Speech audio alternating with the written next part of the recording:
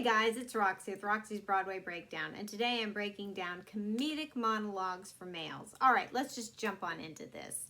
If you're auditioning for a musical, you should always have a monologue prepared, both dramatic and comedic, because you never know when they're going to ask you to do one. It should also be very appropriate to the role or show you're auditioning for. Just like a song, make smart choices and make sure it matches what you want to audition for, either, like I say, the character or the genre of the show. All right, so let me jump into my choices. My first one is Leo Bloom from The Producers. Now, Leo Bloom, Matthew Broderick is pretty much synonymous with this role. He did it on Broadway, he did the movie. And so if you have kind of that Matthew Broderick-esque kind of thing about you, that timing, that quirkiness, this might be a really good monologue for you. It's called Let Me Just Say Something, Your Honor.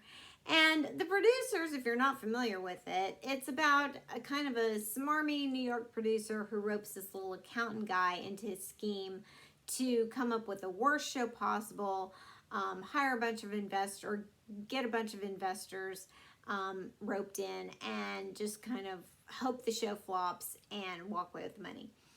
That does not work. Show's a hit, and then consequences, catch up to him. But anyway, I think it's a good little funny monologue, so might want to check that out. Next is from Hairspray and Link Larkin's character. Now, Link Larkin's character is, that young, teenage, suave, teen idol kind of character. So I think, you have to be in that age range to pull this off. Even if a professional, high schools do this show a lot, but obviously professional theaters do this show a lot, and they try to still hire somebody in that young, teenage-ish age range. So I'm just saying, don't do this monologue if you're 30, ish. Don't, just stay in the right appropriate age range to do this. You're gonna look odd if you are too old to do this monologue, because everybody knows Link Larkin's a teenager. All right, I'm just saying. All right. Anyway, the monologue is, oh, Tracy, seeing you dragged off to jail brought me back to my senses. Anyway, Hairspray deals with desegregation, and it takes place in the 60s, so that's Link Larkin's monologue. Anyway, moving on to the Drowsy Chaperone. Now, the character in this doesn't have a name. It's called Man in Chair. So, and the monologue is, okay, here it comes. Now, I think this is a quirky little show. It's about a man in a chair who listens to this. His favorite musical is The Drowsy Chaperone, completely fictitious. And he just sits around in a chair. He's like in his 50s, somewhere in there. And he just imagines this whole musical played out in his living room, and he comments on it. There's quirkier musicals, definitely. But anyway, I do like this monologue. He's very dry-witted. And so if that kind of appeals to you, that sort of dry wit, quirkiness, check it out. All right, now this musical, Book of Mormon, I think is hilarious. A little body, but I think it's hilarious. And the character Elder Price.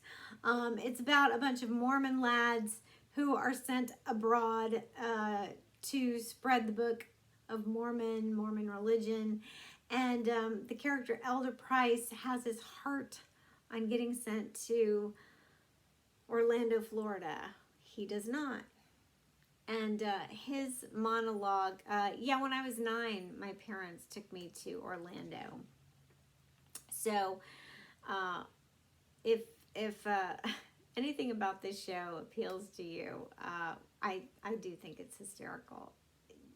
Check that monologue out. And then finally, from a very, very classic, well-known musical, Guys and Dolls, Nathan Detroit's character has a monologue called There's the Highest Player.